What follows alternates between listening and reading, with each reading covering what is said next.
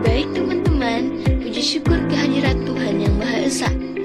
Karena atas rahmat dan karunia-Nya lah saya dapat membahas tentang tantangan dan peluang implementasi teknologi digital di sektor maritim.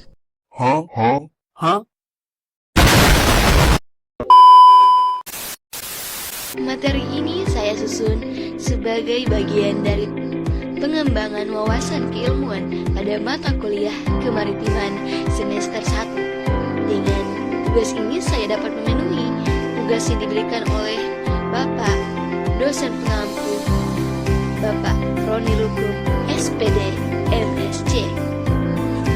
Kita mengenal Indonesia sebagai bangsa bahari. Namun, pengakuan dunia atas Indonesia sebagai negara maritim tidaklah serta-merta terjadi.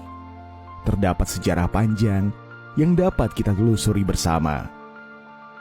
Kemunculan sejumlah kerajaan Nusantara yang besar yang berciri maritim, seperti Kerajaan Sriwijaya dan Kerajaan Majapahit, pada abad ke-7 hingga ke-14 membawa kemasyhuran bangsa di wilayah perairan. Pada masa perjuangan, kita juga mengenal Kemala Hayati, seorang laksamana perempuan pertama di Indonesia.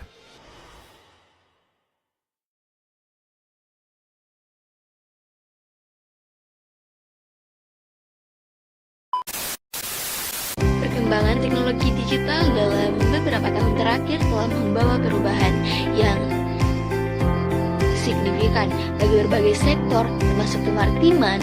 Transformasi digital menjadi kebutuhan mendesak untuk efektivitas pengetahuan sumber daya laut, memperkuat sumber daya navigasi dan keselamatan pelayaran, serta mendukung produktivitas ekonomi maritim nasional.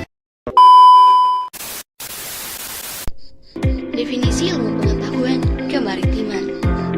Ilmu pengetahuan dalam kemaritiman merupakan cabang keilmuan yang mempelajari segala fenomena, potensi, dan dinamika yang terjadi di wilayah laut. Fokusnya tidak hanya pada aspek fisik seperti arus, gelombang, cuaca, tetapi juga mencakup aspek biologis, sosial, ekonomi, dan teknologi yang berhubungan dengan efektivitas manusia di laut.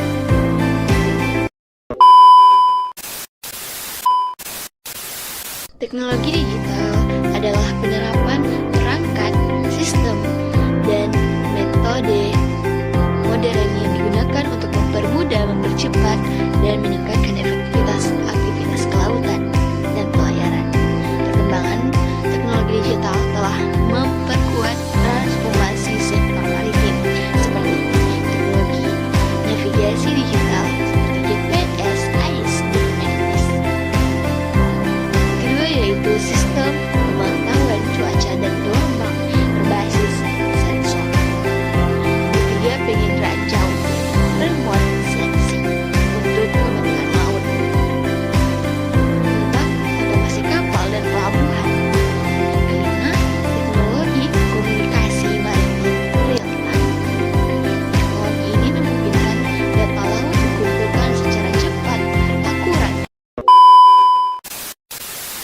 dan dapat dianalisis untuk pengambilan keputusan yang lebih efektif. Hai sahabat Bahari, tahu nggak sih, KKP bukan hanya memiliki kapal untuk pengawasan sumber daya kelautan dan perikanan loh. KKP juga memiliki kapal untuk sarana pembelajaran di Satuan Pendidikan Lingkup Kementerian Kelautan dan Perikanan. Salah satunya kapal Madidihang yang berada di bawah Politeknik Usaha Perikanan. Yuk kita kenalan dengan kapal Madidihang ini. Kapal Madidihang adalah kapal latih dan riset kelautan dan perikanan KKP yang menjadi tempat berlatih para taruna yang menempuh pendidikan di Ahli Usaha Perikanan KKP. Terdapat 2 armada kapal Madidihang nih, yaitu kapal Madidihang 02 dan kapal Madidihang 03.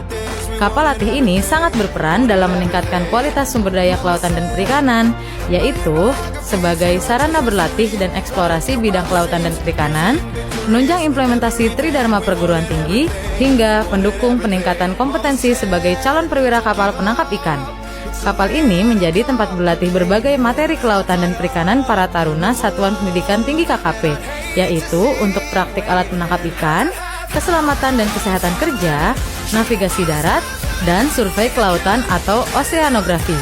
Dengan kapal ini, para taruna Politeknik AUP KKP menjadi ahli kelautan dan perikanan yang siap guna dan unggul di masa depan. Wah, keren ya! Siapa nih sahabat Bahari yang sudah pernah mencoba atau ingin menaiki kapal Madidihang ini? Kasih tahu Mimin yuk!